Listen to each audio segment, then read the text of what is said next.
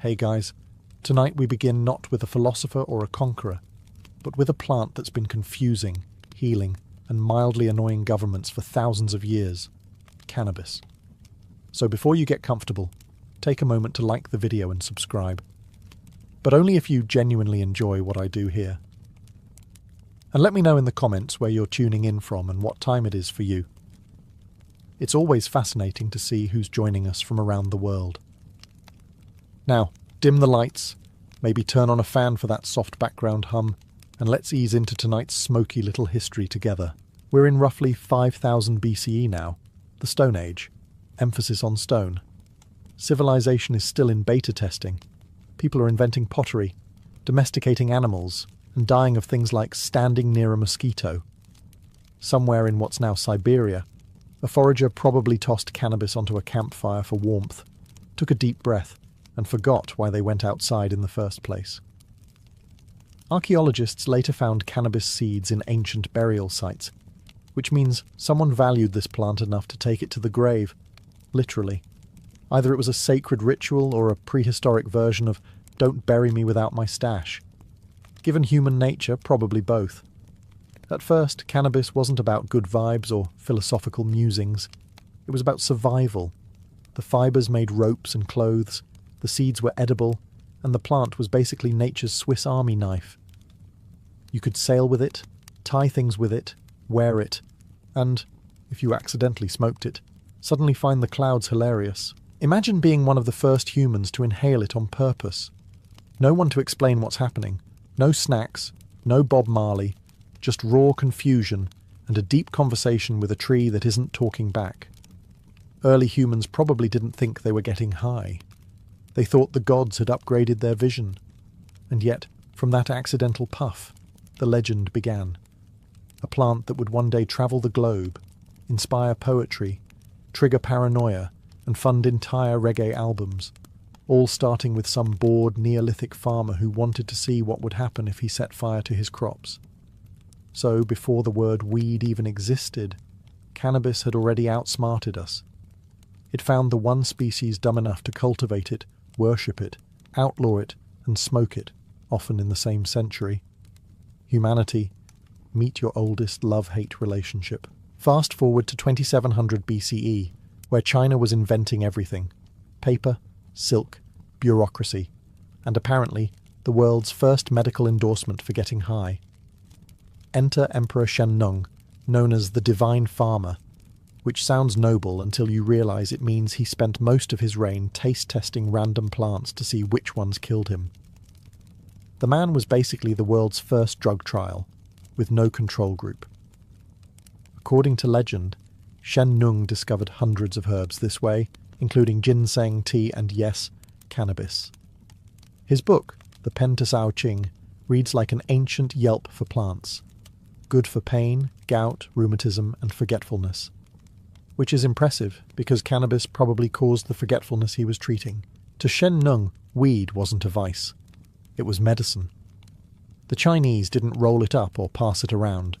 They brewed it into tonics, ground it into powders, and probably called it something wise-sounding like wind in the bones elixir.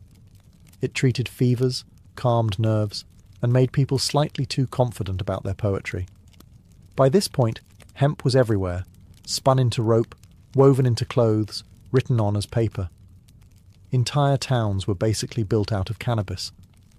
You could live your whole life surrounded by the same plant. Your clothes, your scrolls, your fishing nets, and, if you were lucky, your mild painkiller. It was like living inside an eco-friendly bong. Doctors in ancient China took it seriously. They believed cannabis balanced the body's yin and yang, which is a polite way of saying it chills you out.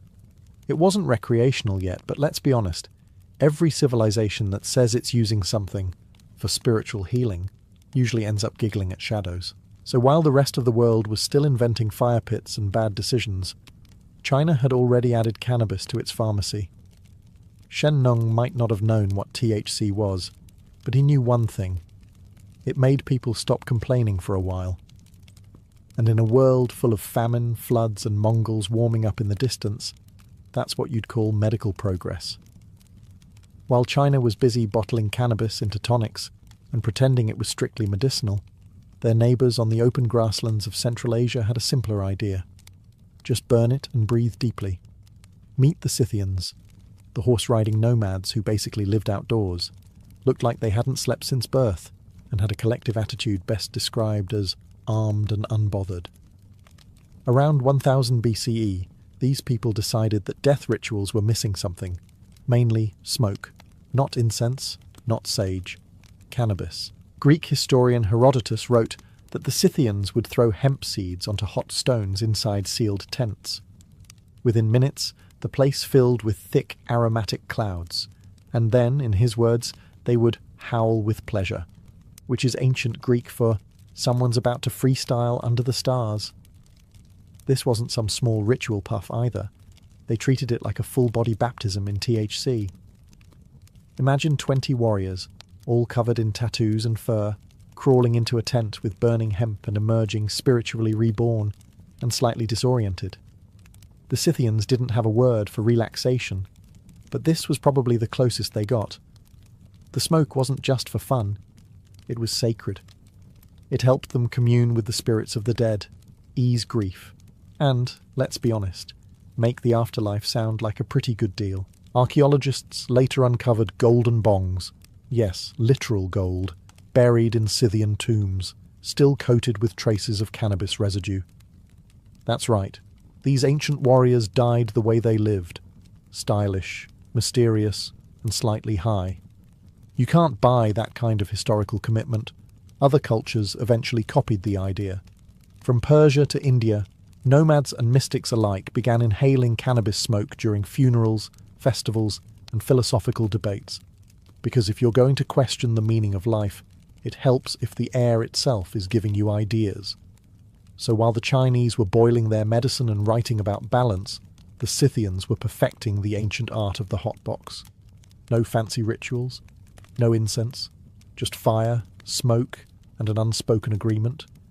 No one opens the tent flap until someone starts seeing gods.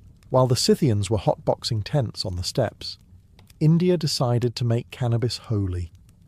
Because if you're going to inhale smoke and see visions, you might as well make it sound respectable. By around 1500 BCE, cannabis had made its grand debut in the Atharva Veda, one of the 4 sacred Hindu texts. It was listed as one of the 5 sacred plants, said to be a gift from the gods. Specifically Shiva, who, according to legend, discovered it under a celestial tree, took a few hits, and promptly entered a state of divine chill. From that day forward, Shiva was known as the Lord of Bhang, which is arguably the coolest religious title in human history. Bhang, by the way, wasn't smoked, it was drunk. Imagine a smoothie made of milk, spices, crushed cannabis leaves, and the vague promise of enlightenment. Priests, yogis, and festival goers would sip it during ceremonies, praise the gods, and then forget what they were praising halfway through. It wasn't considered rebellious. It wasn't illegal. It was sacred. In temples, cannabis was used to purify the spirit. In villages, it was used to tolerate your relatives. It was medicine, meditation, and mild escape, all in one convenient leaf. Festivals like Mahashivaratri became full-on divine parties, where worshippers stayed up all night singing hymns, dancing, and drinking bhang until they could practically see the universe vibrating. If enlightenment had a recipe, it was probably this: 1 part devotion, 1 part weed, and 1 unfortunate hangover the next morning. And while other civilizations treated cannabis as a ritual tool or trade good, India gave it a personality, playful, spiritual, and stubbornly human. It wasn't just a plant. It was a companion on the path to understanding the universe, or at least pretending to. The beauty of it all? No one pretended it was just for health. It was explicitly for joy, transcendence, and occasionally, forgetting that you had 10 more years of drought ahead. So while the rest of the world was coughing in tents, India elevated cannabis to divine status. They didn't just smoke it, they deified it. Because here, getting high wasn't escapism. It was enlightenment, with better snacks. While India was joyfully toasting Shiva with bhang milkshakes, China was taking a more serious approach, because in China, even enlightenment comes with documentation. By around 1000 BCE, cannabis had already made its way into Taoist ritual life, which was basically a mix of meditation, alchemy, and doing weird things in caves to become immortal. Taoist monks believed that burning cannabis incense helped them communicate with spirits and see the future, which, if you've ever tried it, probably looked amazing for the first 10 minutes and terrifying for the next 2 hours. In Taoist texts, cannabis was sometimes called the liberator of sin, which sounds uplifting until you realize it also made people wander into forests trying to hug clouds. Monks would burn it during meditations, claiming it helped them open the gates of perception. Translation: they got so high they could hear their own heartbeat in stereo. China's relationship with cannabis was complicated. It wasn't a party drug. It was a philosophical one. Taoists weren't interested in escaping reality. They were trying to merge with it, which is a fancy way of saying, let's get high enough to think the universe is our roommate. Still, the early Chinese were far too organized to let things get out of hand. Cannabis was carefully measured, mixed with other herbs, and written about in scrolls that probably smelled faintly of smoke and regret. You didn't just light up, you followed a procedure, meditated, and hoped not to levitate into a wall. Meanwhile, Confucians, those eternal killjoys, frowned upon anything that loosened the mind too much. The Taoists said cannabis expanded consciousness. The Confucians said it expanded laziness. It was the first recorded drug policy debate in history, and it ended the same way all of them do, everyone pretending to agree, then doing whatever they want at home. Through it all, cannabis remained the quiet companion of China's mystics. Burned in temples, studied by scholars, and probably blamed for at least one lost manuscript. The result? A civilization that managed to turn getting high into a moral, philosophical, and bureaucratic process. Only in China could you inhale the cosmos, but make sure you fill out the right form first. By now, cannabis had earned its place in human civilization, not as a mystical herb or a shady vice, but as the overachieving plant no one could get rid of. You could smoke it, wear it, write on it, build with it, and probably eat it if times got bad. It was the Swiss Army knife of the ancient world, except instead of opening bottles, it opened minds, occasionally too far. In ancient China, hemp wasn't just useful, it was everywhere. Farmers grew it in massive fields, villagers spun it into thread, and scribes turned it into paper. The world's earliest texts were written on hemp, meaning human civilization was literally recorded on weed. Somewhere, a Taoist monk was probably inhaling the same plant another monk was writing, "Stop inhaling this" on. The fibers were legendary, strong, durable, and resistant to decay. Hemp ropes held up fishing nets, tied together ships, and occasionally restrained the same people who got too philosophical after smoking the other half of the plant. Clothing made from hemp lasted longer than marriages, and was only slightly less comfortable. It didn't stop there. Archaeologists have found ancient hemp sandals, bowstrings, and even armor padding, because nothing says battle-ready like a soldier dressed head to toe in cannabis. It's possible that somewhere out there, an army marched into war completely surrounded by hemp, and had no idea they were fighting inside history's first all-natural dispensary. As the plant spread west along trade routes, it conquered new continents without lifting a leaf. The Persians made rope, the Egyptians brewed it into ointments, and the Greeks, naturally, argued about its moral implications over wine. Everyone used it, everyone needed it, and everyone pretended it wasn't slightly suspicious how cheerful their weavers looked all the time. Hemp had become the quiet empire builder. It didn't need swords or soldiers. It simply offered strength, flexibility, and a faintly herbal smell that lingered for centuries. While kings fought over gold, hemp just sat in the corner, waiting for humanity to remember it existed. And eventually, they would. Not for rope, not for scrolls, but for smoke. The era of practical use was over. The age of recreational enlightenment was just beginning.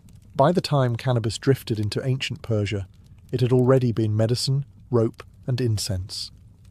The Persians looked at this miraculous plant and, being Persians, decided it should probably teach them something about the universe. Because in this part of the world, even getting high came with a reading list. The Assyrians were the first to use it regularly, calling it kunubu, which sounds suspiciously like the word cannabis, because it is. They burned it in temples, not for fun, but for divine insight, which is ancient priest code for "we're about to smell colours." When it reached the Persians proper, cannabis quickly found a home among Zoroastrian mystics, who already had fire altars, cosmic dualism, and existential dread. All they were missing was a good mood enhancer. They believed the smoke carried prayers to the heavens, which, to be fair, it did, along with a few brain cells. Then came the philosophers. Persia had no shortage of people who enjoyed sitting cross-legged and debating metaphysics until everyone forgot what the question was. Cannabis fit right in. It dulled pain, softened the edges of reality, and made long conversations about the nature of truth almost tolerable. Ancient accounts mention that some priests used it during rituals to free the mind from doubt. Modern translation: suddenly, everything makes perfect sense, but not everyone approved. As usual, the ruling class caught wind of the idea and panicked. If people could reach the divine without paying temple fees, society might collapse. So cannabis began its long career as a suspicious substance, respected in private, condemned in public, and still passed around behind the incense burner. Persian traders helped spread it further west along the Silk Road, where it picked up new names, new rituals, and a growing reputation for philosophical chaos. By the time it reached Greece, it wasn't just a plant anymore.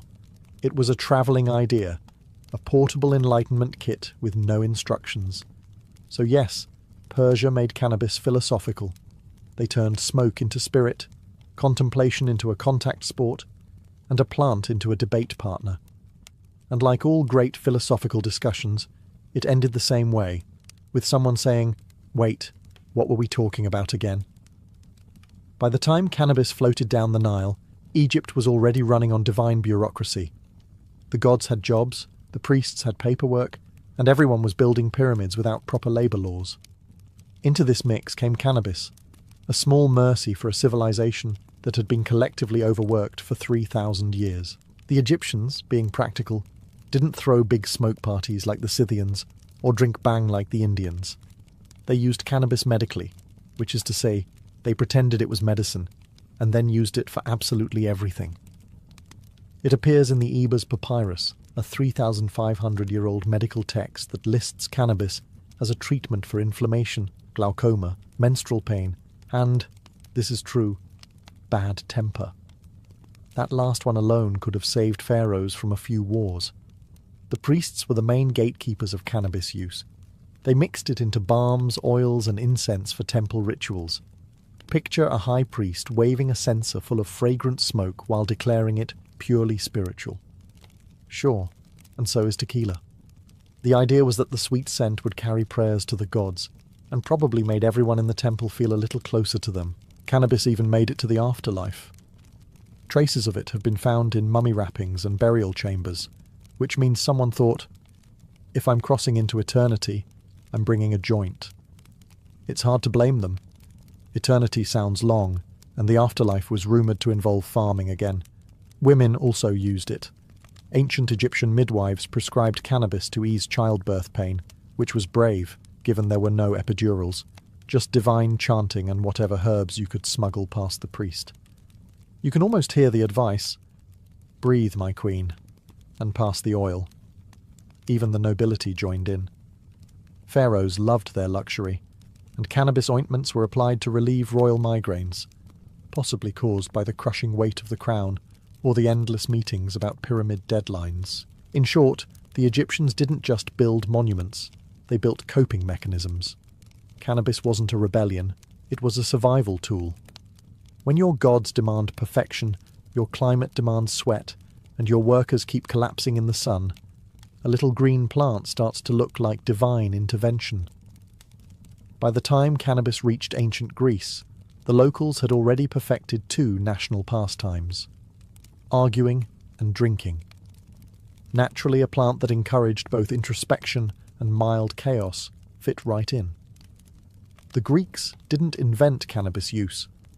They just intellectualized it, as they did with everything. To them, nothing was sacred until it had been debated, categorized, and turned into a symposium topic. And so began the philosophical relationship between weed and wisdom, or, as Plato might have called it, the Republic of Chill. Greek physicians like Hippocrates and Dioscorides wrote about cannabis in their medical texts, praising its ability to treat inflammation, earaches, and pain of the inner self, which might be the first recorded diagnosis of existential dread. They weren't exactly rolling joints under the Acropolis, but it's safe to say the stuff was around, and probably discussed in that overly serious tone that made everything sound profound. Imagine a symposium, a smoky hall, cups of wine, a half-dozen philosophers reclining on couches, and someone casually mentioning, "My friends, what if reality is an illusion?" Cue nodding, debate, and someone coughing in the corner because they took a little too much medicinal incense. The Greeks didn't see cannabis as scandalous. They saw it as natural. It grew in the wild, cured ailments, and occasionally caused the kind of clarity that ruins friendships. Soldiers used hemp to heal wounds, while thinkers likely used it to wound logic. Everyone had their angle. Even Herodotus, the travel blogger of the ancient world, wrote about the Scythians and their joyous vapours. The Greeks admired it, of course, but pretended to be above such behaviour. You know the way modern people admire yoga retreats but never go. It's not that Greek philosophers needed weed to think deeply. They already questioned everything: gods, laws, morality, and why sandals hurt so much. Cannabis just helped make those questions feel even more important. So while Athens debated the meaning of virtue somewhere in a quiet garden, a lesser-known philosopher probably stared at an olive tree for 2 hours and whispered, "I think it understands me." And honestly, that's the most Greek thing that's ever happened. When the Roman Empire wasn't conquering people, it was busy conquering their stuff: food, gods, languages, and, naturally, cannabis. The plant crept into Rome quietly, hitching a ride on trade routes and never leaving. The Romans didn't worship it like the Indians, or philosophize about it like the Greeks. They just used it, complained about it, and wrote manuals on it. To a Roman, cannabis was practical. They used its fibres to make ropes, sails, and tents, essential gear for an empire that couldn't stop invading places. Hemp ropes hauled ships across the Mediterranean, tied prisoners, and occasionally doubled as laundry lines for togas soaked in regret. If Rome had a motto, it might have been Veni, Vidi, Vaped. Doctors loved it too. The famed physician Dioscorides, yes, the same Greek guy, Rome borrowed him like they borrowed everything, recommended cannabis for earaches, gout, and pain of the joints, which, to be fair, was probably half the population after years of marching, fighting, and public orgies. It also supposedly reduced sexual desire, the kind of prescription that instantly made it unpopular with the Senate. Meanwhile, Roman women used cannabis-infused oils for beauty treatments, claiming it softened the skin and eased female complaints. Given the quality of Roman plumbing and diet, that's probably the nicest thing their bodies experienced all year. But don't imagine marble statue stoners lounging around the forum. For Romans, intoxication was a moral issue. Wine was civilized. Hashish? Suspicious. Anything that made you too happy without taxation was a problem. So while hemp was everywhere, actually smoking, it was reserved for foreigners, mystics, and that one uncle who never shut up about the stars. Still, it spread through the empire like gossip at a bathhouse. Roman soldiers carried hemp seeds to distant provinces, unknowingly turning half of Europe into potential farmland for the world's most versatile weed. From Britain to North Africa, cannabis took root, quietly, stubbornly, like every idea Rome tried to suppress. So while emperors toasted with wine and philosophers debated virtue, humble hemp was holding the empire together. literally. Sails, scrolls, ropes, and remedies, all courtesy of a plant no one wanted to admit they secretly respected. Rome may have fallen, but cannabis didn't. It simply waited, patient and green, for the next empire to take credit for discovering it. By the time the Silk Road hit its golden age, cannabis had achieved something every empire dreamed of: total globalization without a single battle. No armies, no conquests, just chill merchants spreading good vibes and better hemp. Picture it: a caravan winding through the deserts of Central Asia, camels groaning, traders sweating, spices perfuming the air, and somewhere in the back, a sack of cannabis seeds labelled "for medicinal purposes." It was the ancient world's version of a carry-on excuse. Along these routes, the plant became a shapeshifter. In China, it was medicine and paper. In India, it was sacred. In Persia, it was wisdom in smoke form. And by the time it reached the Middle East and Africa, it was hashish, portable, potent, and infinitely more fun than religion allowed. Merchants didn't just sell silk and spices, they sold culture. Every trade stop became a swap meet for ideas, stories, and the occasional cloud of aromatic smoke. You could hear Sanskrit hymns blending with Persian poetry, while someone in the corner accidentally invented hotboxing again. The assassins of Alamut, a secretive sect of hashish users in Persia, gained fame along the route. According to chroniclers, mostly biased, nervous Europeans, they smoked hashish before carrying out political assassinations. The truth is murkier. They probably just enjoyed the stuff and were good at stabbing. Still, the legend stuck, and hashashin eventually morphed into our modern word, assassin. A linguistic masterpiece born from paranoia and bad PR. Further west, Arab physicians explored cannabis in medical texts, calling it both a cure for melancholy and a threat to discipline, which, frankly, still describes it perfectly. As for the traders themselves, they discovered an essential truth of business. People will always pay extra for anything that makes them forget they're on a camel for 9 months. The Silk Road turned cannabis into the first truly multicultural plant. It crossed languages, religions, and moral codes, and everyone pretended they were only using it for healing.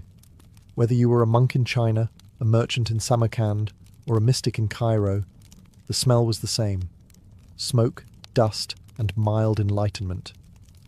Cannabis had gone viral, and there was no logging off. By the time the Islamic Golden Age rolled around, cannabis had become the polite guest nobody admitted to inviting, but everyone let stay.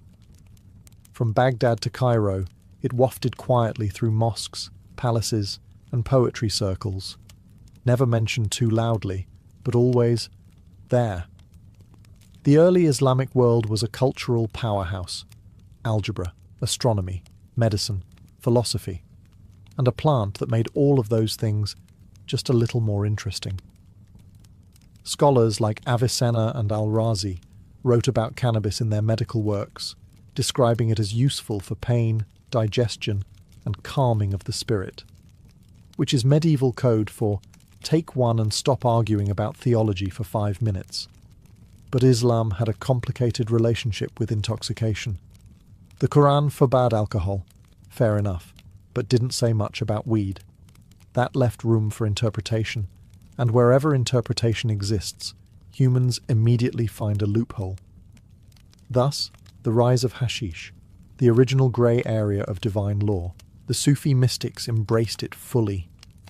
These were the spiritual poets and dancers of Islam, the ones spinning in circles and claiming union with God through music, prayer, and occasionally substances that made God seem unusually chatty. For Sufis, cannabis wasn't a vice, it was a bridge. A fragrant, slightly giggly bridge to the divine. Meanwhile, the religious establishment frowned. Hashish dens popped up from Egypt to Persia, filled with scholars, merchants, and people who were definitely supposed to be somewhere else. Authorities called it a moral plague. Preachers condemned it as the herb of idleness. And yet every crackdown failed, mostly because the enforcers also needed to confiscate large amounts of evidence for personal testing. By the 13th century, Hashish had become the era's open secret.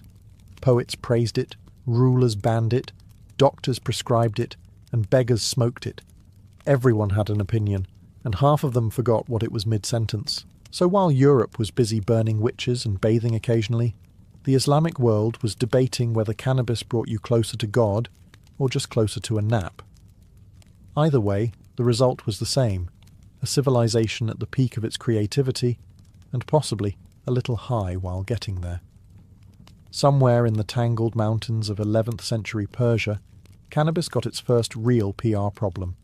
The legend begins with a secretive sect called the Nizari Ismailis, who built fortified castles, annoyed empires, and occasionally removed political rivals in creative ways. Their leader, Hassani Saba, ruled from a mountain fortress called Alamut, a name that roughly translates to eagle's nest, because murder headquarters didn't test well with the neighbours. According to medieval rumour, his followers, the Hashashin, smoked hashish before carrying out assassinations, moving in a blissful haze of divine purpose. Chroniclers swore that the drug made them fearless, devoted, and very stabby. It's an exciting story, and almost certainly nonsense. In reality, there's no evidence these men ever used hashish before missions. The myth was probably cooked up by their enemies, who needed a good excuse for why an elite team of mountain zealots kept outsmarting entire empires. Blaming the drugs was easier than admitting the other side just had better planning. "They're not geniuses, they're high," became the medieval version of damage control. But the story spread faster than a rumour at a crusader camp. European knights returned home whispering tales of Eastern killers intoxicated by strange herbs. The word Hashashin mutated through languages until it became assassin. And just like that, a religion, a tactic, and a drug fused into one sensational headline that lasted 900 years.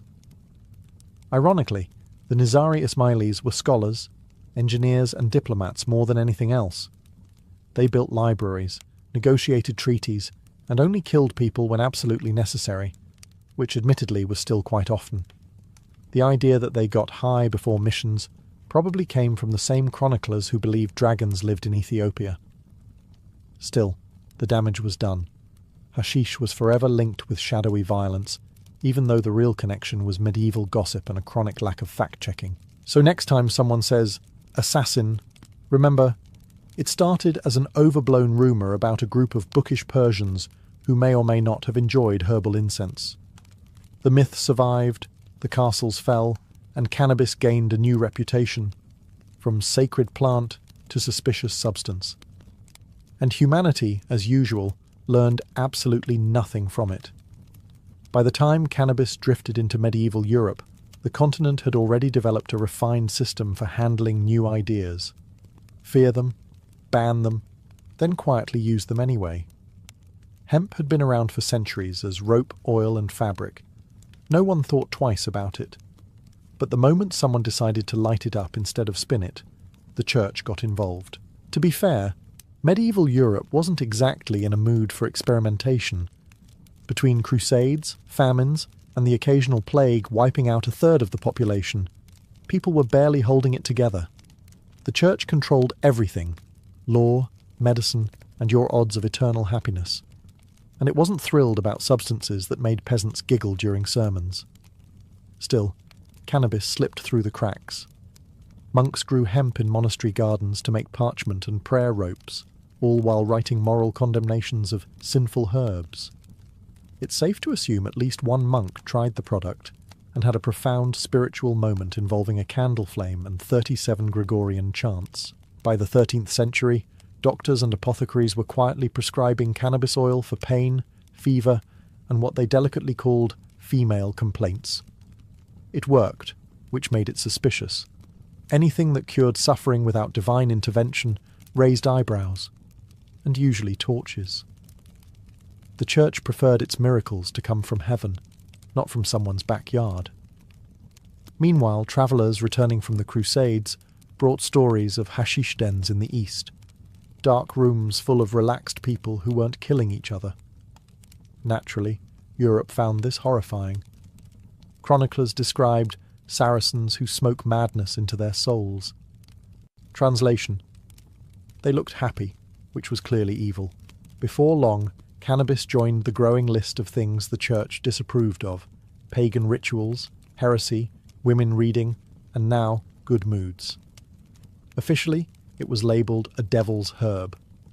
Unofficially, it was still being used by midwives, herbalists, and anyone with chronic back pain and a realistic view of God's priorities. So, Europe managed to take a versatile, harmless plant and turn it into a moral crisis, a skill it still hasn't lost. Hemp stayed legal as long as it behaved, but the moment it hinted at pleasure, it was excommunicated. Thus began Europe's longest-standing tradition, being both terrified of and dependent on the same thing. By the late Middle Ages, cannabis had done what most humans couldn't: survived everything. Empires rose and fell, languages changed, entire civilizations burned. And yet, the same scrappy green plant just kept growing wherever people were stressed and soil existed. Europe used hemp for everything: ropes, sails, paper, and clothing.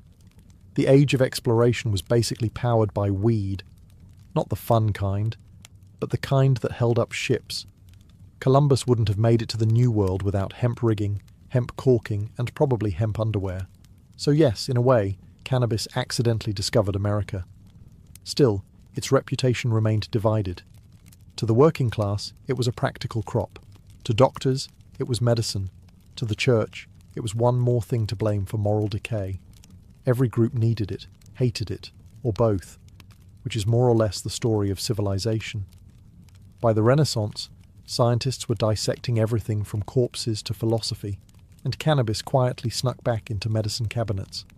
Apothecaries sold it for pain, seizures, and sleeplessness. Poets hinted at it in verse. And while Europe still officially frowned upon pleasure, it had also just invented gin, so judgment was a bit selective. Then came the colonial era, where cannabis sailed across oceans again, this time in every direction. The Spanish planted it in the Americas, the Portuguese took it to Africa, the British industrialized it. Every empire claimed it was introducing a useful agricultural resource, which is history's polite way of saying, we're cashing in. By the 19th century, cannabis had gone from sacred to scandalous to scientific. Victorians used it in tinctures for nerves, sleep, and hysteria, while politely ignoring that half their society was addicted to laudanum. Doctors praised it. Artists painted about it. Then, as always, governments panicked and outlawed it, because nothing frightens authority like people being relaxed. And yet, here we are, thousands of years later, still debating the same plant. A plant that outlived pharaohs, philosophers, popes, and prohibition. It built ships, healed wounds, started myths, and occasionally made people stare at wallpaper for hours. Humanity keeps trying to control cannabis, but somehow it always slips through our fingers. One puff, one poem, one perfectly rolled piece of history at a time. Rome, 1480. A city so drenched in sin that even the angels were rumoured to carry handkerchiefs over their noses. Into this perfumed cesspool of power and corruption was born Lucrezia Borgia, daughter of Cardinal Rodrigo Borgia, the man who would later become Pope Alexander VI. From the moment she drew her first breath, Lucrezia wasn't so much a child, as she was a political pawn in human form. Her father, Rodrigo, wasn't known for restraint. He had mistresses, children, enemies, and probably a few people who were both. Her mother, Vanozza dei Catane, was one of his long-time lovers, a Roman widow with ambition and patience, enough to tolerate a man whose moral compass pointed strictly toward personal gain. Together, they produced several children, but Lucrezia was the jewel, intelligent, charming, and suspiciously useful. By the time she could walk, deals were being made in her name. Imagine being 6 years old and already promised to secure an alliance between noble families who'd never even met you. That was Lucrezia's reality. Her early education wasn't about dolls or prayers. It was about rhetoric, diplomacy, and the art of looking harmless while quietly plotting someone's downfall. Still, young Lucrezia was no villain. Not yet. Contemporary accounts describe her as graceful, fair-haired, with the kind of beauty Renaissance poets could write odes about before inevitably being poisoned at dinner. Her tutors taught her Latin, music, and poetry, skills meant to make her the perfect wife, or more accurately, the perfect bargaining chip. The Borgia's name already carried the scent of scandal, and Lucrezia, though innocent at the time, would inherit its perfume. While her father manoeuvred his way to the papal throne through bribes and backroom deals, the young girl watched and learned. She saw that in Rome, virtue was decorative, and survival required flexibility, moral, political, and occasionally anatomical. By the time Rodrigo became pope, the Vatican turned into a family business. Cardinals whispered, rivals schemed, and everyone assumed the Borgia's blonde daughter must be in on the corruption. Whether she was a serpent in silk or merely a dove raised in a nest of vipers would become one of history's favourite debates. When Rodrigo Borgia officially became Pope Alexander VI in 1492, the Vatican didn't just gain a spiritual leader, it gained a family business. The Holy See, once a fortress of piety, or at least good PR, was now an extension of the Borgia household. And like any good Italian dynasty, business meant marriage, money, and manipulation, three areas in which young Lucrezia would soon excel, whether she wanted to or not. At 12 years old, Lucrezia was already being traded across Europe's noble families like a particularly elegant chess piece. Her first engagement was to a Spanish nobleman, Don Cherubino Juan de Centelles, but that alliance fell through faster than a papal promise of reform. Her second fiancé, a noble from Naples, suffered a similar fate once his usefulness expired. You could say Lucrezia's love life was less about romance and more about diplomacy with jewellery. By 14, her father arranged her marriage to Giovanni Sforza, Lord of Pesaro, a man twice her age and half as cunning. The union was purely strategic, cementing ties between the papal throne and one of Italy's most powerful families. The wedding, of course, was a lavish affair. Rome's nobility dined beneath frescoed ceilings, toasted with golden goblets, and politely ignored the fact that the Pope's daughter was now a walking political treaty. Behind the smiles and lace, Lucrezia played her role flawlessly. She was charming, well-mannered, and spoke like an angel. Unfortunately, angels didn't last long in Vatican politics. Her husband soon found himself out of favour when the Borgias shifted alliances, and when the Borgias shifted, it usually meant someone was about to vanish, resign, or fall ill. Giovanni Sforza didn't wait for divine intervention. He fled Rome, accusing the Pope and Lucrezia of an affair. Yes, he actually accused his wife and father-in-law of incest. It was a scandal that made Rome gasp and snicker in equal measure.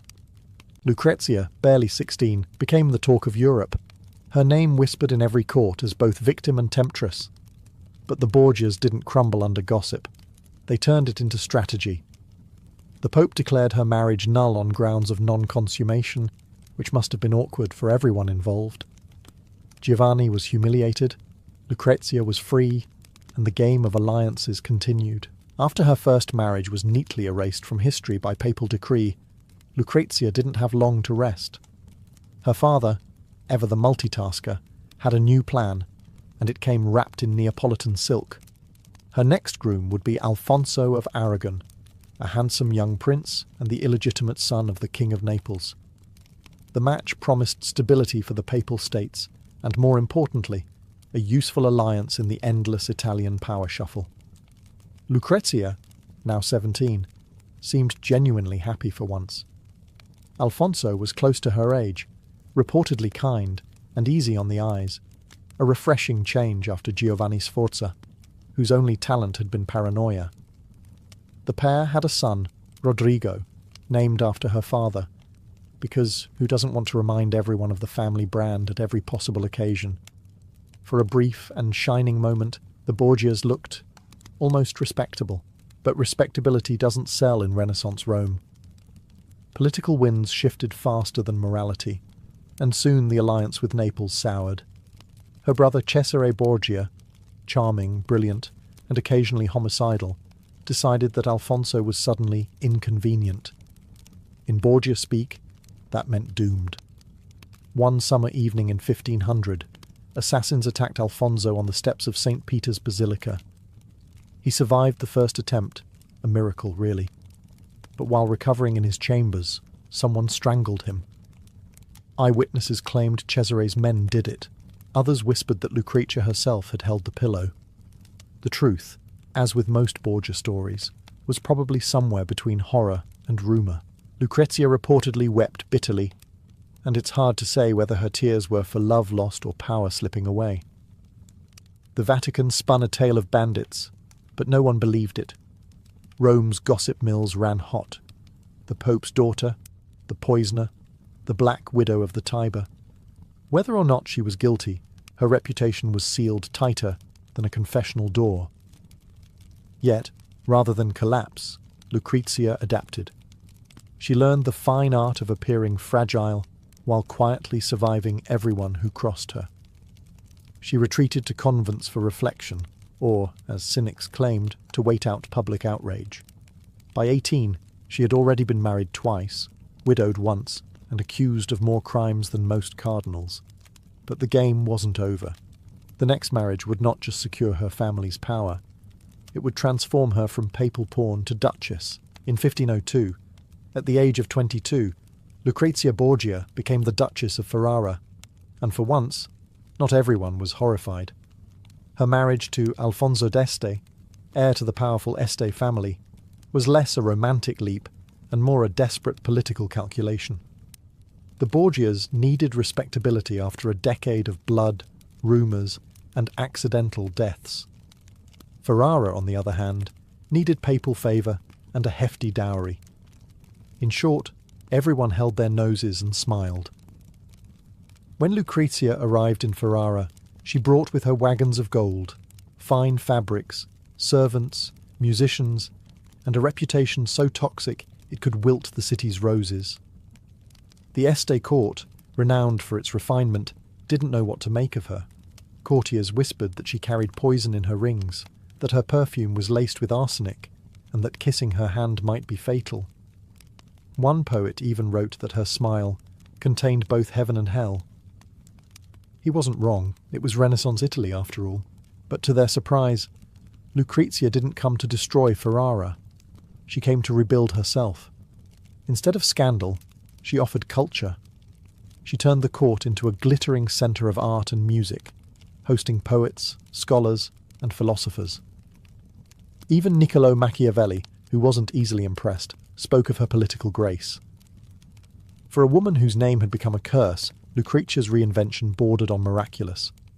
Her marriage to Alfonso wasn't particularly affectionate. He was more interested in cannons than conversation, but it was stable.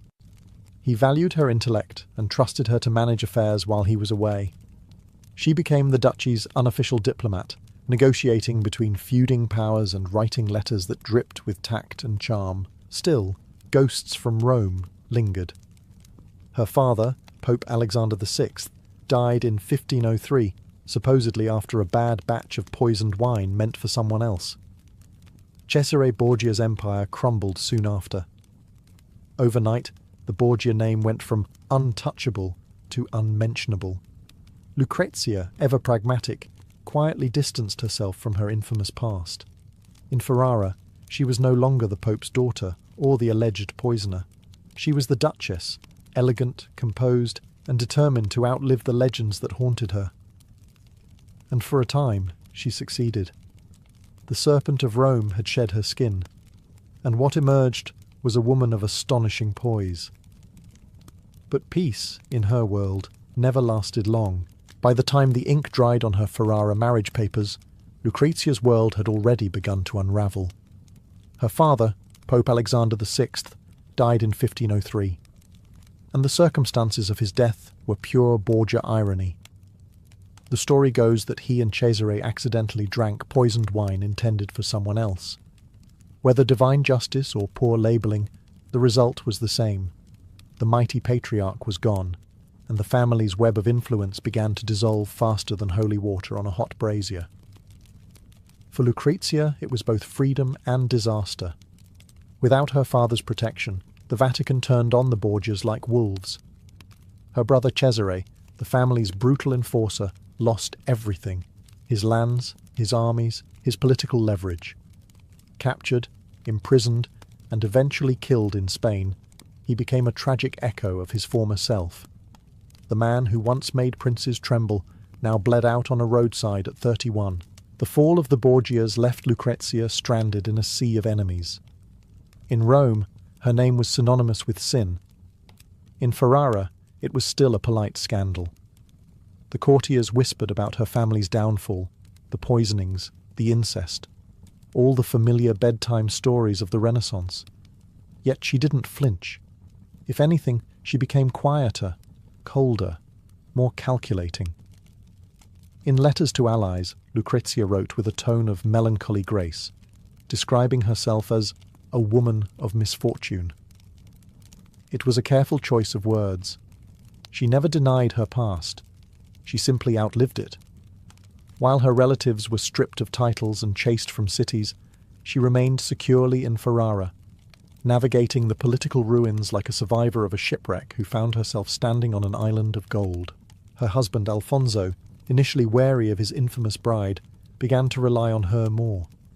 She handled correspondence, managed estates, and entertained ambassadors with a level of refinement that made her indispensable. The Duchess of Ferrara might have been born in scandal, but she had mastered the art of endurance.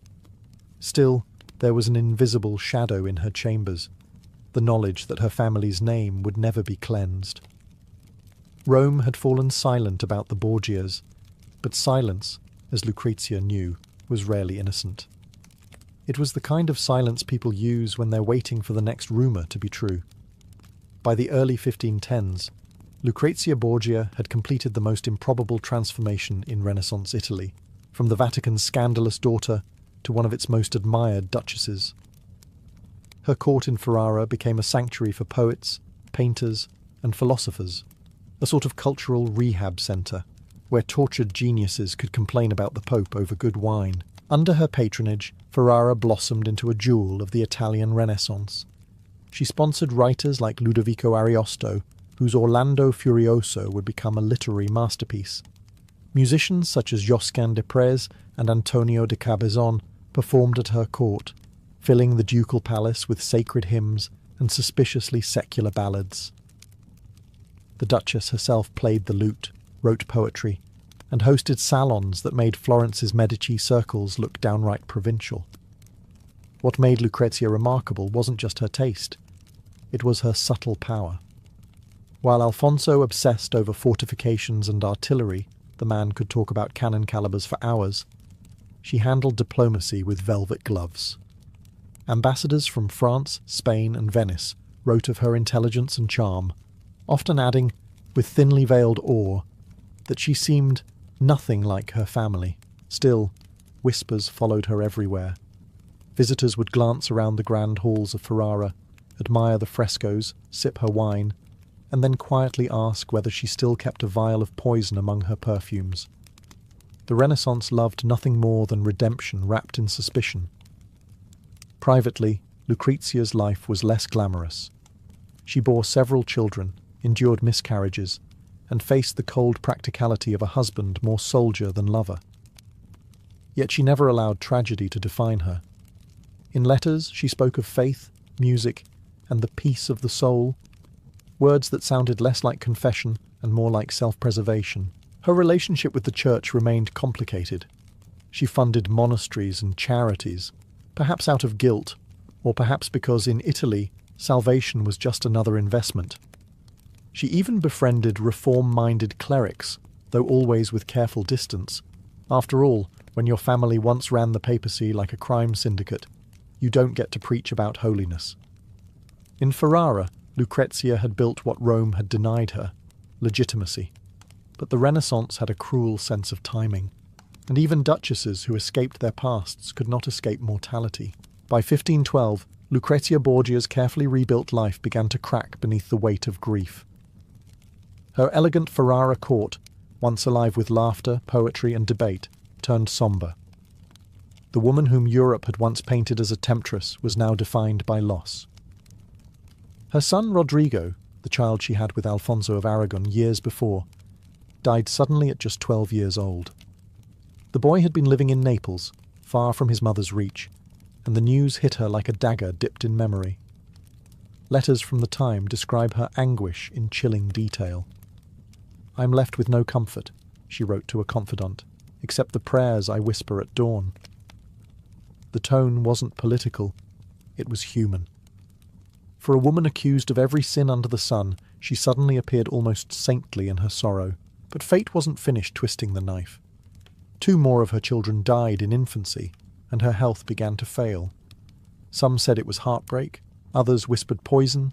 Old habits die hard. But the truth was simpler. Years of childbirth, stress, and the Renaissance's poor medical hygiene had taken their toll. Yet, even as tragedy closed in, Lucrezia's dignity only deepened. She turned increasingly toward religion, not in the fire and brimstone way of her papal father, but with a quiet, personal devotion. She corresponded with monks, gave generous donations to convents, and spent long hours in prayer. The court chroniclers, those same men who once called her the Viper of Rome, began to refer to her as the Christian Duchess. Her husband Alfonso, a man more comfortable with cannons than condolences, reportedly grew to admire her resilience. He even began to rely on her judgment again, though she was often ill and withdrawn. The irony wasn't lost on anyone. The woman once accused of scheming through poison and lust now represented piety and composure. To outsiders, it looked like redemption. To Lucrezia, perhaps, it felt more like exhaustion. The games of politics, the deaths, the whispers, all of it had burned through her spirit. But she wasn't done yet. Her final years would prove that even in frailty, she could still command the stage. And this time, there would be no need for masks or intrigue, just a quiet reckoning with the legend she had become. By 1518, Lucrezia Borgia was no longer the glittering duchess who had once enchanted Ferrara's salons. She had become something quieter, softer, yet still magnetic.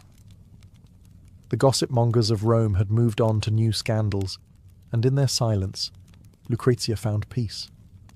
Her days revolved around her children, her faith, and the daily rituals of a court that no longer required her to prove herself.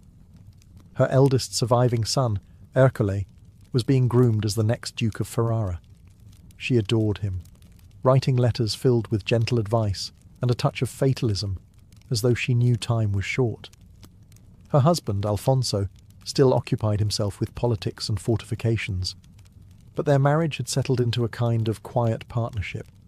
Whatever love once flickered between them had evolved into something sturdier, mutual respect, or perhaps shared endurance. Still, there were shadows.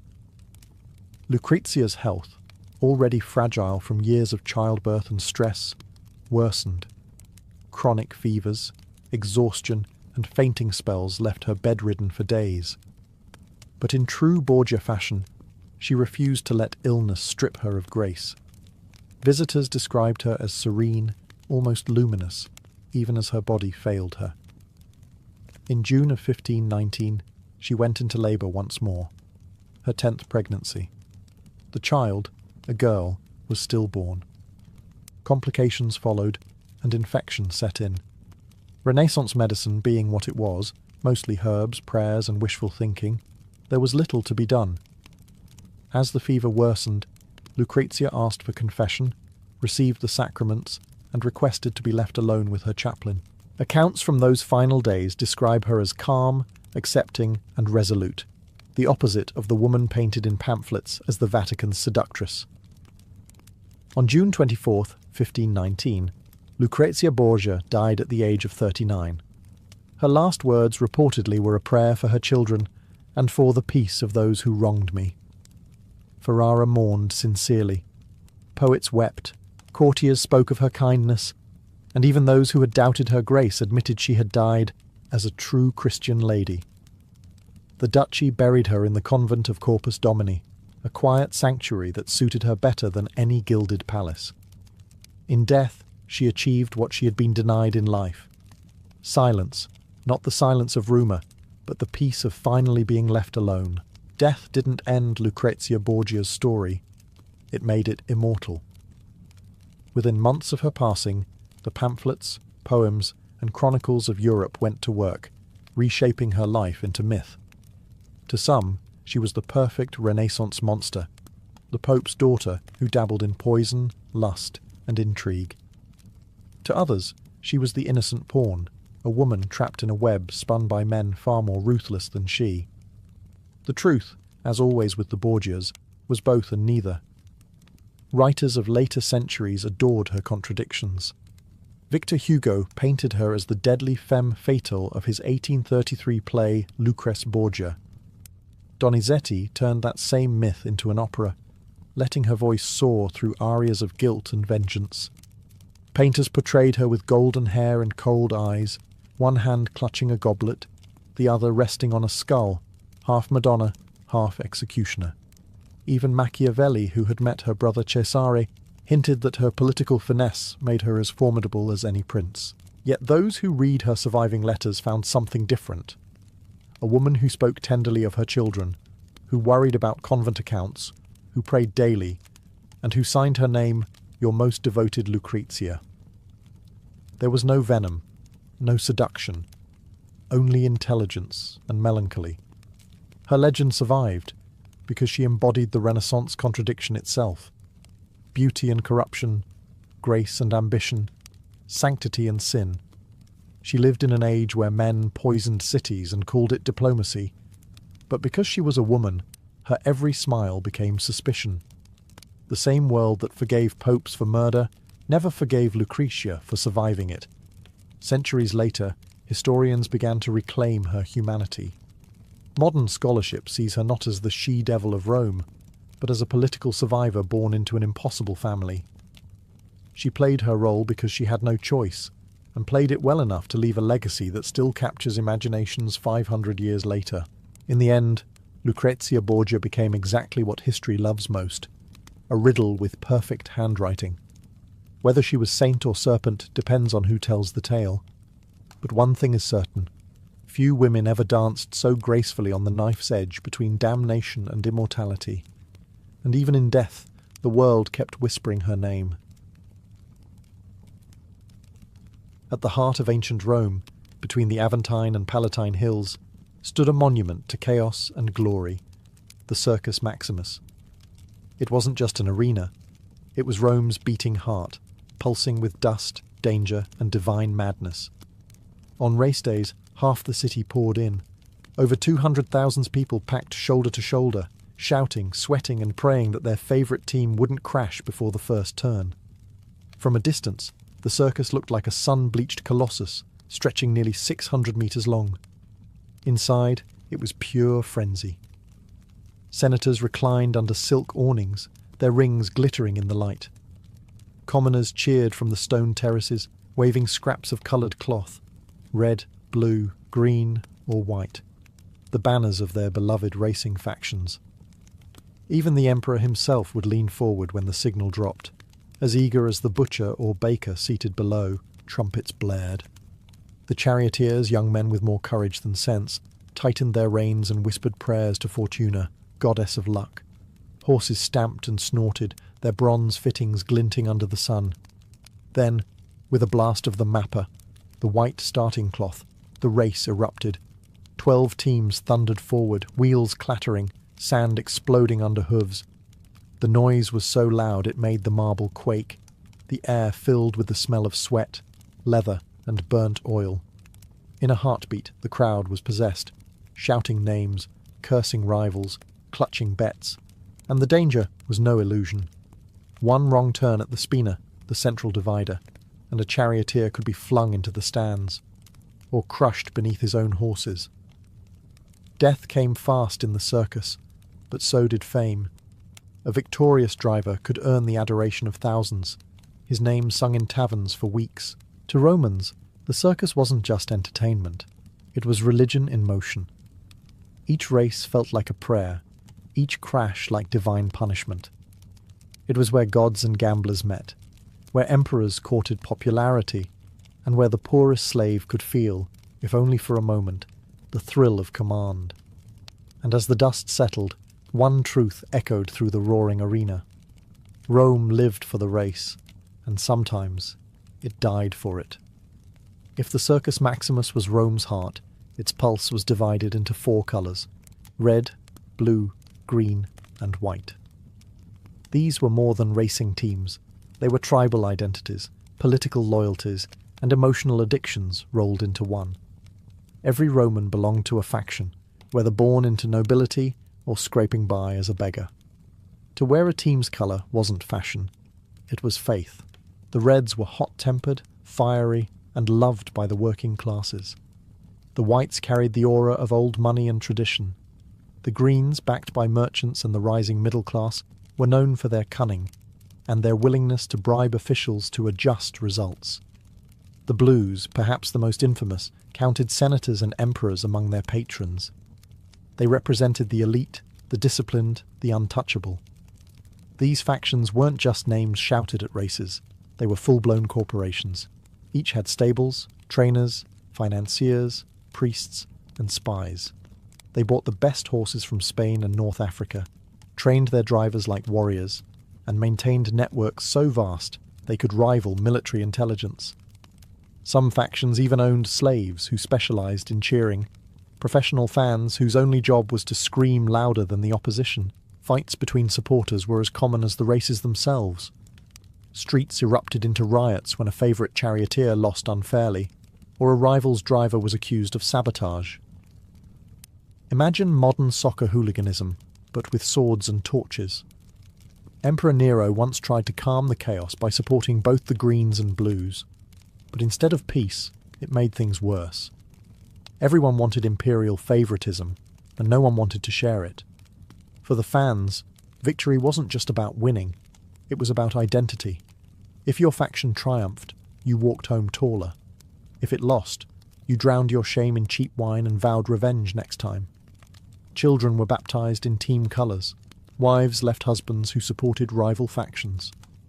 More than one duel began over whether a driver from the Greens had intentionally clipped a Blues wheel. In the end, the Circus Maximus wasn't just a racetrack. It was Rome's social battlefield. And when the colours clashed, it wasn't horses that collided. It was the soul of the empire itself. To the roaring crowds of the Circus Maximus, charioteers were nothing short of gods on wheels. They were the rock stars of ancient Rome, adored, envied, and often dead before 30. Their names echoed through taverns and markets: Scorpus, Diocles, Porphyrius, men who could turn a lap around the Spina into a small eternity of glory.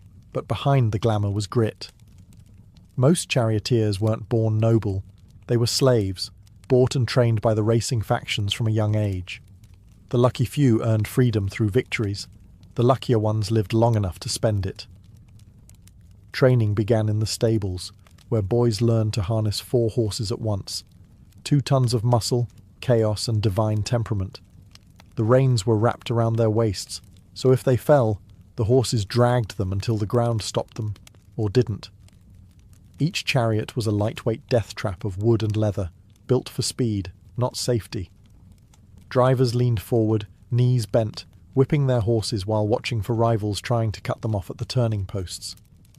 The trick was balance: lean too far, and you flipped; too slow, and you were crushed from behind. One race could turn a nameless slave into a celebrity, or into a stain on the track. Still, the rewards were irresistible. A successful charioteer could earn tens of thousands of sesterces per season, fortunes that rivaled senators. The legendary Gaius Apuleius Diocles retired after 24 years of racing with a fortune equivalent to hundreds of millions today. He could have bought a city. And yet, even he admitted that every victory came with a price. Bones broken, horses killed, friends lost. The fans loved them obsessively. They painted portraits of their favourite drivers on walls, wore miniature charms in their likeness, and shouted prayers for their safety. Some even left offerings at shrines to ensure their idol's success: hair, coins, or, in true Roman fashion, curses against rival racers. The charioteers knew the truth. They weren't just athletes, they were gladiators on wheels. Every race was a battle disguised as sport, and every lap a flirtation with death. And in a city that worshipped spectacle, dying dramatically was almost as good as winning. When the signal dropped and the mapper fell from the magistrate's hand, time itself seemed to hold its breath. The gates burst open, and 12 chariots lunged forward like unleashed beasts. The roar of the crowd hit like thunder. For the next 7 laps, roughly 5 miles, the Circus Maximus became a storm of speed, dust, and danger. The track, lined with gleaming sand, circled the Spina, a central divider decorated with statues, shrines, and the famous obelisks stolen from Egypt. These sacred markers gave the race a sense of divine theatre, men battling for glory beneath the gaze of gods. But nobody was thinking about Apollo or Neptune when the wheels started rattling. They were thinking about survival. Charioteers leaned low, the reins wrapped around their bodies for control, the whip flicking with deadly precision. The 4 horses, a team called a quadriga, had to move as one organism, each responding to the driver's slightest twitch. The outside horse set the speed, the inside one, the angle of the turn. If even one faltered, the entire chariot could shatter like pottery. The most dangerous part of the race was the meti, the turning posts at either end of the spina. Here, men gambled their lives for inches. A skilled driver hugged the post so close that his wheel might scrape stone. A careless one clipped it and went flying. Crashes, called naufragia, shipwrecks, were the crowd's favourite spectacle. Horses screamed, wood splintered, and bodies were flung into chaos. The crowd howled with bloodthirsty glee. Women fainted, gamblers tore their tunics, emperors leaned forward in fascination. Even when a charioteer fell, the race didn't stop.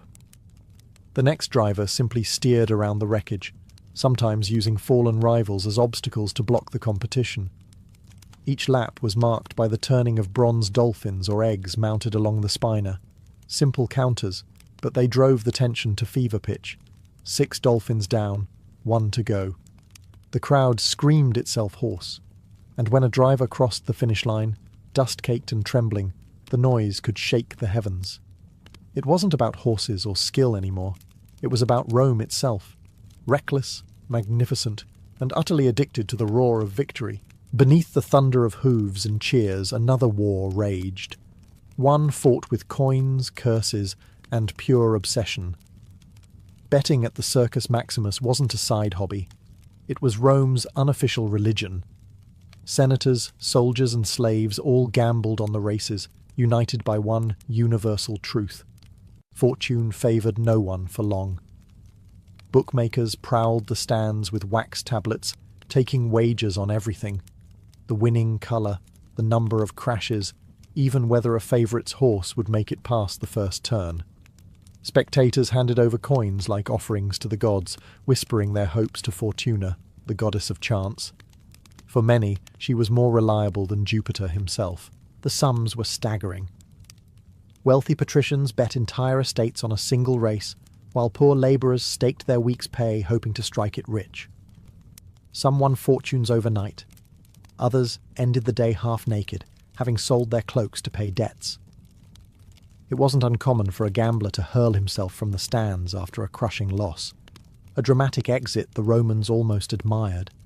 The charioteers themselves were part of the gamble. Factions bribed stable hands for inside information, whether a horse was sick, a driver injured, or a wheel sabotaged. Rumours spread faster than wildfire, and the odds changed with every whisper. Rome, ever the empire of spectacle, turned even deceit into entertainment. But betting wasn't just about money. It was tribal warfare disguised as sport.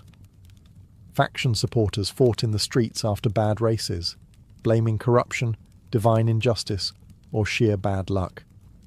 During one infamous riot, fans of the Greens and Blues set parts of the city ablaze, because apparently sportsmanship was not a Roman virtue.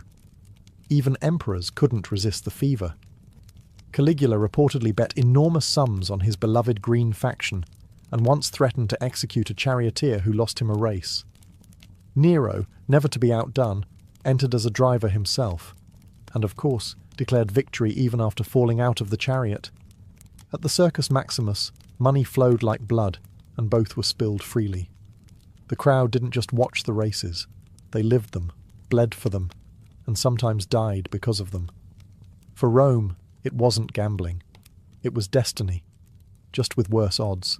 In the age before marble statues and imperial cults stole the spotlight, charioteers were the true celebrities of Rome. These men, lean, sunburned, and usually one crash away from oblivion, wielded fame greater than generals. Their portraits hung in taverns, their names were carved into walls, and their fans screamed louder than the legions. Gaius Apuleius Diocles became the Michael Jordan of the Circus Maximus. He raced for 24 years, switching factions like modern athletes switch teams for better contracts.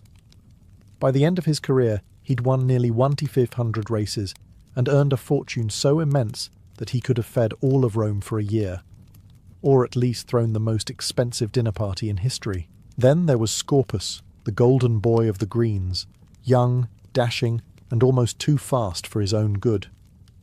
He won 2,000 races before dying in a crash at just 26. The crowd wept, as though Jupiter himself had fallen from the sky. His tombstone still reads, "I carried off the victory palm 1,000 times, but I was cheated of my youth." These men weren't noble, but the Romans didn't care. The public adored them because they defied everything Rome's rigid society stood for. A slave could rise higher than a senator if he could handle the reins.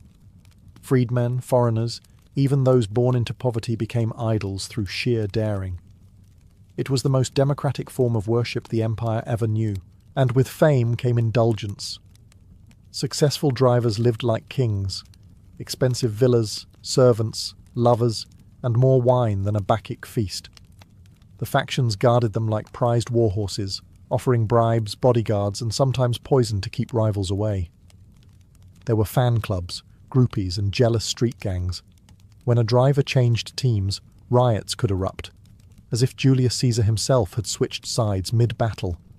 They were adored and hated in equal measure, praised for their skill, cursed for their arrogance, immortalized in mosaics and graffiti. For Rome's masses, these men embodied everything thrilling and terrible about their world: glory, danger, and the promise that anyone, no matter how low born, could touch immortality. In a city of emperors, it was the charioteers who made the people truly roar. To the untrained eye, the Circus Maximus looked like a racetrack. To anyone who lived in Rome, it was the most powerful political arena in the empire. The roar of the crowd wasn't just about horses, it was about loyalty, ideology, and control. Emperors knew this all too well. A happy mob was a quiet mob, and the fastest way to keep them quiet was with bread and circuses, panem et circenses. Politicians sponsored races to buy favour. The bigger the games, the more generous the host appeared. New emperors often opened their reign with extravagant races, showering coins into the stands as if sprinkling holy water. The crowd roared not only for speed, but for gratitude. Temporary, fleeting, but enough to keep daggers out of imperial backs. The factions themselves were miniature political parties, each with its own patrons in the Senate and the palace. The Blues often represented the conservative elite, the establishment class, the kind who toasted Jupiter before raising taxes. The Greens drew support from merchants and the working poor, always restless, always louder. This rivalry occasionally turned deadly. Faction riots erupted in the streets, tearing apart neighbourhoods and temples alike. Even the emperors took sides. Domitian supported the Greens. Caligula adored the Blues so passionately that he once dined in their stables.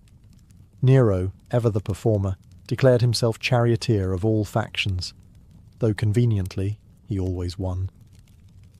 The crowd knew the races were rigged, but pretending not to notice was part of the fun. The circus became Rome's pressure valve. When taxes rose or grain shipments failed, the mob didn't storm the Senate. They booed the emperor during the races. Those boos mattered. One poorly received spectacle could spark uprisings. Emperor Justinian learned this centuries later in Constantinople, when faction riots at the Hippodrome nearly destroyed the city. Rome had written the manual, others merely copied it. To the emperors, the circus was both blessing and curse, the place where their people's joy could keep them in power or end their rule in an afternoon. Every lap around that track was more than sport. It was a metaphor for Rome itself, swift, brilliant, and always one turn away from disaster. The Circus Maximus was Rome at its most dazzling and at its most brutal. Beneath the cheers and music lay a ritual of destruction. Races were spectacles of life and death, and Romans, ever honest about their appetites, found both equally thrilling. Crashes, or naufragia, shipwrecks, were the soul of the show. They happened so frequently that spectators began to treat them as divine interventions. When a chariot smashed into the spinner, some swore they saw the gods deciding fates. Horses screamed, wheels splintered, and drivers were flung like rag dolls. The lucky ones were trampled instantly. The unlucky were dragged around the track by their own reins until only the horses crossed the line. Yet the crowd cheered louder for death than for victory. The circus wasn't a place for mercy. It was a mirror of Roman values. Discipline, courage, and spectacle mattered more than survival. When a driver crashed, the audience would rise as one, shouting his name, honouring him not as a victim, but as a hero who gave everything to the race. The dead didn't leave quietly. They became legends in dust. The wreckage didn't just stain the sand, it fed the city's hunger. Repair crews swarmed the track between races, dragging away shattered chariots, blood and bones, while musicians played to drown the sound. Moments later, the next race began, and the crowd was ecstatic again, as though the last tragedy had never happened. For all its violence, the circus wasn't chaos. It was controlled madness. The Romans prided themselves on order, even in brutality. Engineers maintained precise timing of laps, priests blessed the spina before each event, and the emperor watched from his gilded box to ensure the gods, and the masses, were appeased. It was this balance of danger and decorum that made the circus immortal. The people didn't just want entertainment, they wanted transcendence, that fleeting sense of being part of something larger, louder, and bloodier than themselves. And when the dust finally settled after the last race, the smell of sweat, wine, and crushed flowers hung over the stands, the scent of Rome's greatest addiction. In victory or in wreckage, the circus always gave the crowd what it needed most, a reason to feel alive.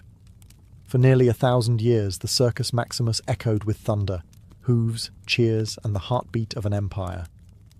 But as Rome's glory faded, so too did its greatest spectacle. The end didn't come in one dramatic crash. It came quietly, like a dying ember flickering out in the dust it once ignited. By the 4th century, the old gods had fallen out of favour. Christianity swept through the empire, bringing with it a disdain for pagan bloodlust. Bishops called the races sinful distractions. Yet even then, the people resisted. The circus had become more than religion or ritual. It was tradition, identity, and memory. For generations who had nothing left to worship, the roar of the crowd was the last sound of Rome that still felt divine. But the empire's coffers grew thin, and so did its patience. The massive upkeep of the circus, its horses, drivers, and prizes, became too expensive to maintain. The factions once rich with imperial sponsorship began to crumble. Without steady funding, the stables emptied, the chariots broke down, and the once proud banners of red, blue, green and white faded into silence. The Gothic wars and foreign invasions sealed its fate. The circus, once the pride of the capital, became a battleground, then a dumping ground. Weeds overtook the track where Scorpus once raced. Statues fell. The obelisks were carted off to decorate papal Rome, as if Christianity wanted to tame the ghost of its pagan past. By the time the Western Empire fell, the great stadium was a ruin, but in memory, it never stopped roaring. For centuries afterward, the people of Rome still told stories of the circus. They imagined the sun glinting off the reins, the crowd rising in unison, the cry of victory slicing through the air. Even in ruin, the shape of the track remained visible, a scar across the city that refused to fade. Today, tourists walk the flattened field where 500,000 once screamed, and the silence feels almost sacred. You can still sense the ghosts, the horses, the dust, the impossible speed, because Rome may have fallen, but the Circus Maximus, that mad, glorious heartbeat of a civilization, never truly stopped running. In the 12th century, France was the stage of Europe's greatest performance, and the French court its most glamorous lie. From the outside it glimmered with chivalry, piety, and elegance. But behind those velvet curtains lay a world of whispered affairs, poisoned loyalties, and dangerous games of love and inheritance. King Louis VII, pious to the point of obsession, dreamed of a holy kingdom governed by virtue. His courtiers, however, dreamed of something far more earthly. Each other's spouses, fortunes, and titles. The court at Paris and later at Poitiers buzzed with poetry and scandal in equal measure. Troubadours sang of courtly love, that polished poetic form of adultery that somehow made cheating sound divine. A knight could pledge his pure devotion to a married lady, and if her husband objected, well, clearly he just didn't understand romance. At the centre of this glittering hypocrisy stood Queen Eleanor of Aquitaine, bold, intelligent, and far too alive for the dull religiosity of her husband. She brought with her a southern sensuality that the northern clergy found terrifying. Eleanor's court became a paradise for poets, lovers, and opportunists. There, love was sport, gossip was currency, and fidelity was a matter of creative interpretation. The nobles played their parts well. Behind every gallant bow and polite smile was a calculation, a favour owed, a rumour planted, a letter exchanged at midnight. Marriages were political traps, not unions of affection. One wrong word, one misplaced glance could destroy an entire lineage. The court's moral theatre stretched from the halls of Paris to the great duchies of Champagne and Aquitaine. In these glittering chambers, where minstrels recited verses about unattainable love, real women and men risked their lives to make those verses true. Affairs weren't just acts of passion, they were acts of defiance, a rebellion against arranged marriages and rigid hierarchies. But the 12th century court was a dangerous stage. Behind the lace and Latin poetry, there were spies, priests who confessed secrets to bishops, servants who overheard lovers, and nobles who weaponized rumour as efficiently as any sword. In this kingdom dressed in silk, every kiss was political, and every act of love could be the start of a war. If France had a heartbeat in the 12th century, it pulsed through Eleanor of Aquitaine. Born into one of Europe's wealthiest duchies, she was everything the medieval world pretended women weren't supposed to be. Brilliant, seductive, and dangerously independent. When she married Louis VII of France, the match was supposed to unite piety and power. Instead, it created one of the most combustible pairings in royal history. Louis was devout, cautious, and utterly humorless, the kind of man who would apologize to God before enjoying dinner.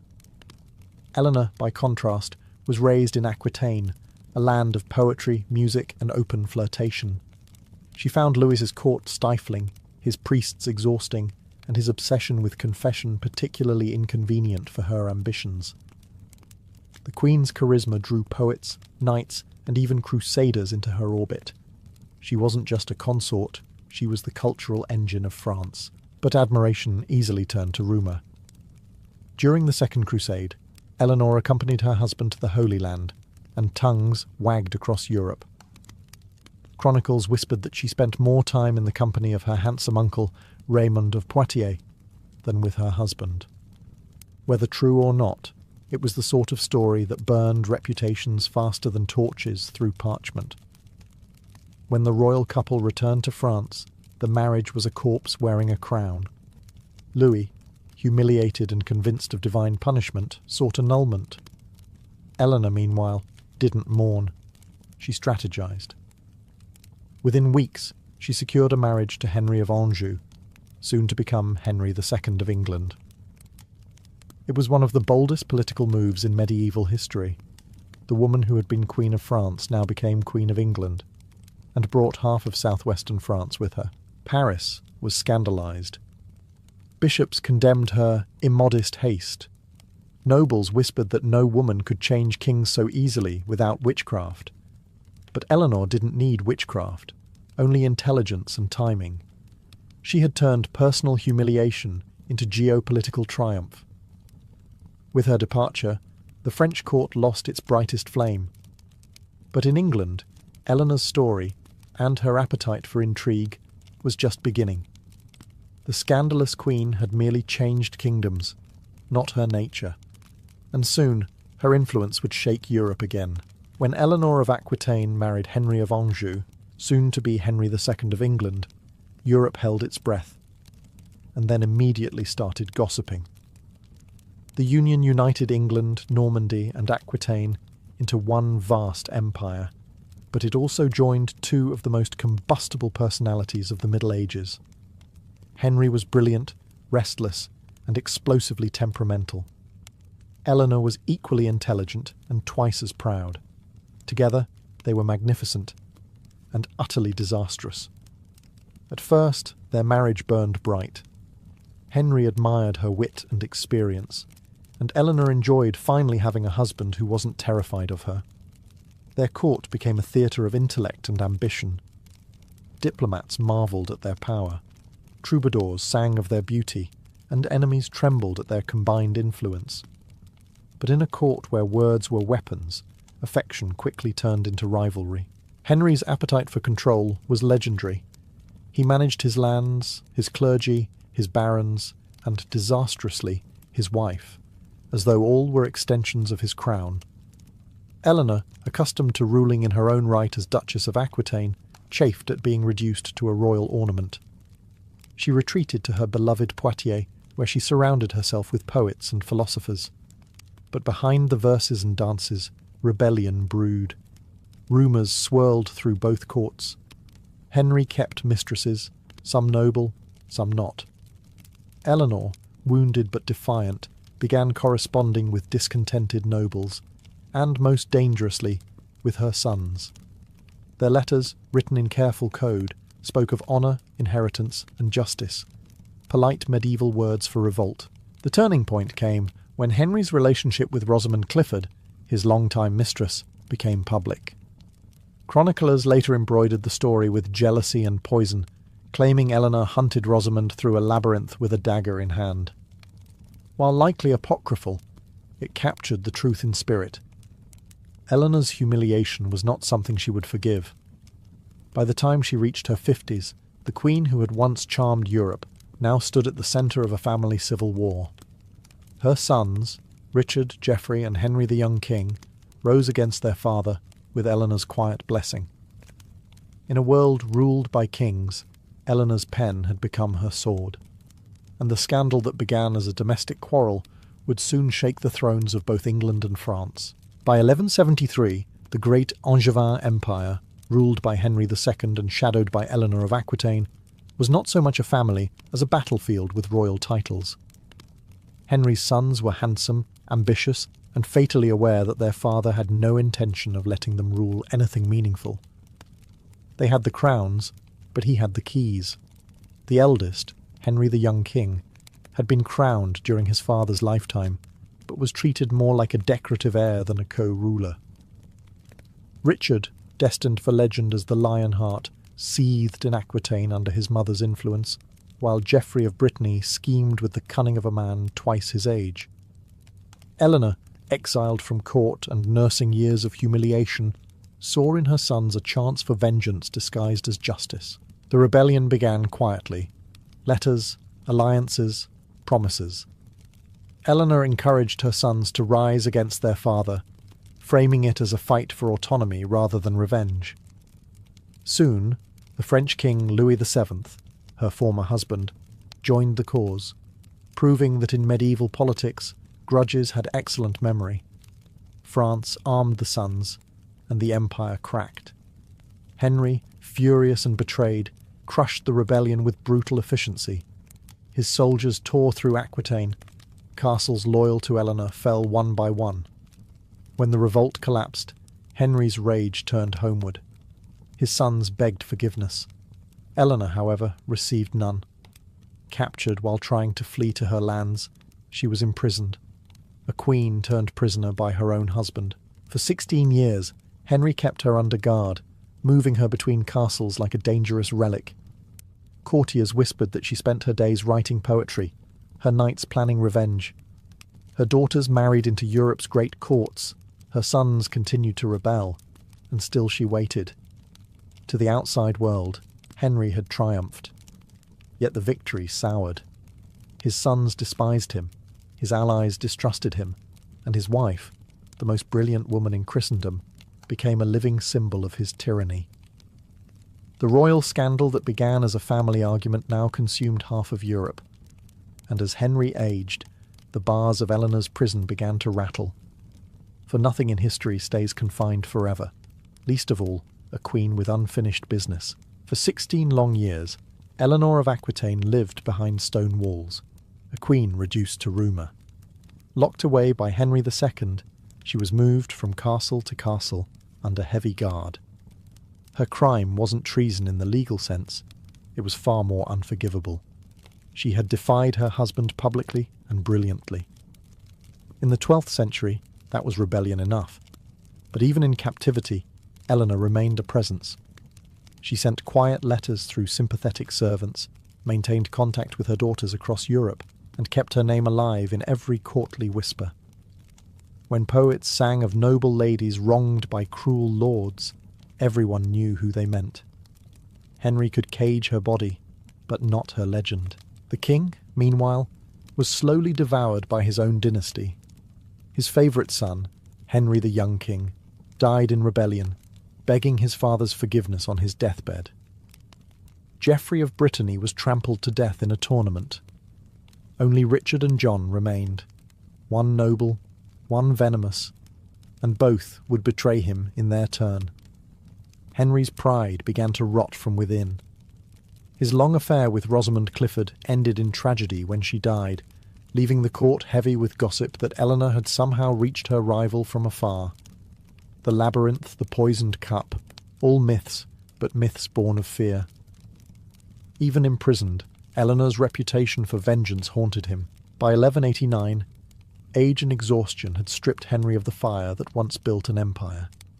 His sons rebelled again, this time led by Richard, with Eleanor's blessing. The French king Philip II, son of her old husband Louis, joined the assault. Surrounded, sick, and betrayed, Henry finally surrendered. When he saw the list of rebels and found John's name, his youngest and once beloved son, he reportedly turned his face to the wall and muttered, "Now, let everything end." And it did. Henry died that same year, broken by family and fortune. When the news reached her, Eleanor was released, not in triumph, but in inevitability. The queen who had once shaken thrones stepped back into daylight at nearly 70. And as her chains fell away, so too did the last shadow of Henry's reign. The prisoner was free, and ready to rule once more. When Henry II died, the crown passed to his most formidable heir, Richard the Lionheart, warrior, crusader, and his mother's truest son. His first act as king was not to parade through London or punish his father's allies. It was to free Eleanor of Aquitaine. After 16 years of confinement, she walked out of captivity with the dignity of a woman who had known she'd win eventually. The court gasped. Age had not diminished her presence. At nearly 70, Eleanor still commanded rooms with a glance. She wore her years like armour. And Richard, ever the soldier, understood that his mother's mind was sharper than any general's sword. He made her his co-ruler in practice, if not in title. She governed in his absence, managed his treasury, and brokered peace where his temper could not. But even this new reign carried its share of scandal. Richard's own passions, whispered to include both men and women, fed endless court gossip. His mother ignored it. She'd seen far worse. Instead, she focused on keeping his vast empire from imploding while he chased glory in the Third Crusade. When Richard was captured and held for ransom by the Holy Roman Emperor, it was Eleanor who saved him.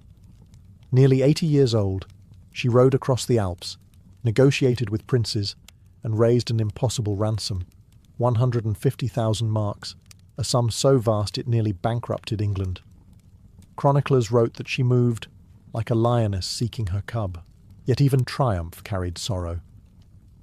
While Richard fought and schemed abroad, his younger brother John stirred rebellion at home, whispering that England would be better ruled by him. It was a familiar story, sons turning against mothers, brothers against brothers. Eleanor, weary of dynastic poison, once again found herself standing between loyalty and survival. When Richard finally returned, the people of England celebrated the heroic king. But those who looked closely saw the truth. The empire stood because of his mother's will. She had outlasted 2 kings, rebellions, imprisonment, and scandal, and still held power with nothing but intellect and endurance. In a world that sought to silence her, Eleanor had become the voice of stability, the queen who ruled not by sword, but by sheer unyielding resilience. Even after Richard the Lionheart returned from captivity, Eleanor of Aquitaine knew peace in her family was a luxury she'd never enjoy. Richard's rule brought glory to the battlefield, but chaos to the throne room. His endless campaigns drained the treasury, and his absence left a vacuum that his brother John eagerly filled. The same John who had once betrayed their father and plotted during Richard's imprisonment. Eleanor, ever the strategist, saw through John's charm. He was clever, yes, but also petty, suspicious, and greedy. Where Richard inspired loyalty through valour, John demanded it through fear. Eleanor spent her final years trying to hold together the empire her son seemed determined to destroy. She negotiated truces, calmed nobles, and wrote letters that carried more authority than any royal decree. But for the first time in her long and storied life, she was running out of allies and time. When Richard was struck by a crossbow bolt during a siege in 1199, Eleanor rode to his side. The dying king, ever stoic, told her not to weep. "You gave birth to kings," he said, "and kings do not die with tears." His death shattered what little unity remained in the Angevin dynasty. John seized the throne before Richard's body was even cold. At 77, Eleanor could have retired to a convent. Instead, she mounted her horse once again, travelling across Aquitaine to secure support for her youngest son. Even those who despised John respected her. She was, after all, Eleanor of Aquitaine, a name that still carried the weight of empires. But John's reign quickly descended into intrigue and suspicion. He quarrelled with barons, alienated the church, and betrayed those who had once protected him. Eleanor, wise enough to see the pattern, withdrew gradually from court, her heart heavy with the knowledge that she had raised both lions and jackals. Her last great act came when she arranged the marriage of her granddaughter Blanche of Castile to the French heir, a gesture meant to secure peace between 2 realms long soaked in each other's blood. The old queen had spent her life amid betrayal, scandal, and war, but in her twilight she achieved something her kings never could, a fragile, fleeting peace. And for Eleanor, that was victory enough. By the dawn of the 13th century, Eleanor of Aquitaine had outlived nearly everyone who had ever tried to control her. 2 kings, several lovers, countless enemies, all gone. She remained, a relic of an age she had shaped with her wit and willpower. At almost 80, she was both revered and feared, a living legend whose very name could silence a room. From her residence at Fontevraud Abbey, Eleanor ruled not from a throne, but from correspondence.